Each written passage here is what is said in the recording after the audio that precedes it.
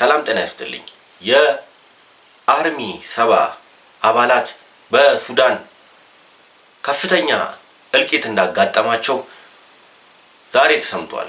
የወያኔ ክንፍ የሆነው የአርሚ 70 የጥፋት ቡድን በሱዳኗ የኩምሩክ ከተማ በርካታ አባላቶቹ እንዳለቁበት ተሰምቷል። ሰሞኑን በኩምሩክ በብሉ ናይል ግዛት በኩምሩክ አካባቢ በተደረገው ከፍተኛ ውጊያ የአርሚ 70 አባላት በከፍተኛ ደረጃ እንደተሳተፉበት ይታወቃል።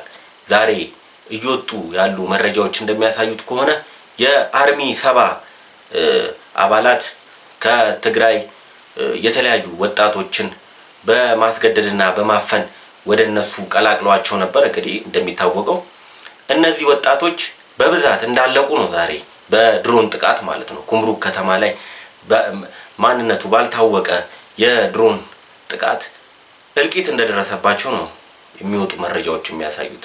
ከኩምሩኩ ጥቃት ካለቁት የጦር አዛዦች ውስጥ ዋና የአርሚው አዛዥ ምክትሉን ጨምሮ 14 ከፍተኛ አመራሮች በዚህ የድሮን ጥቃት እንደተገደሉ ታማኝ መረጃዎች ያሳያሉ።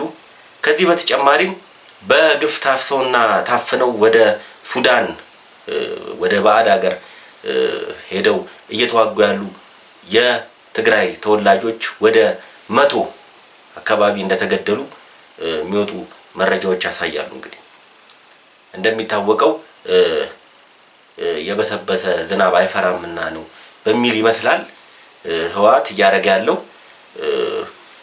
እንኳን አይደለም ሌላ ቀጠና ውስጥ ገብቶ እንደዚህ ለማብኳት ይቀርና በትግራይ እንኳን ምንም አይነት ተቀባይነት እንደሌለው እናቶችን እያስለቀሰ እንደሆነ በርካታ ወጣቶችን በግድ እያፈነ ለእንደዚህ ያው ዘመናዊ ባርነት እየሸጠ ነው። ማንም እየተቀበለው አይደለም። በጣም ጥቂት በወርቅ ንግድና በወንጀል እንጠየቃለን ብለው የሚያስቡ አመራሮች ናቸው እንጂ እየደገፉትና የጥፋት ዓላማውን እያሳኩለት ያሉት የተተፋ ቡድን ነው። የአውሮፓ ህብረት፣ አሜሪካ፣ ሁሉም ዓለም አቀፍ ድርጅቶች አንቅረው የተፉት የተሸነፈ የተሰበረ ቡድን ነው። ሆኖም ግን እዚህ ጋር ወደ ሽብርና ቀጠናውን ወደ ማተራመስ የመግባት አዝማሚያ ነው እየታየበት ያለው።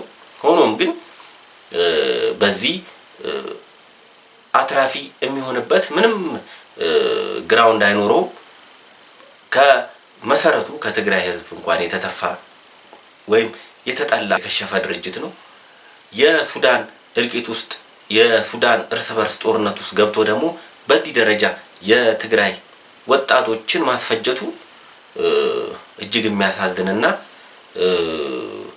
ከታሪክ የማይማር ነቀርሳ እንደሆነ የሚያሳይ ነው ማለት ነው። አዲስ አበባ ዩኒቨርሲቲ የትግራይ ተወላጆች ክረምቱን ወደ የቤተሰቦቻቸው ሳይሄዱ እዚሁ ሴፍ ሆነው ይህንን አስከፊ ጊዜ እንዲያልፉ በሚል በጀት መድቦ የትግራይ ተወላጆችን በዶርም እንዲቆዩ አድርጓል።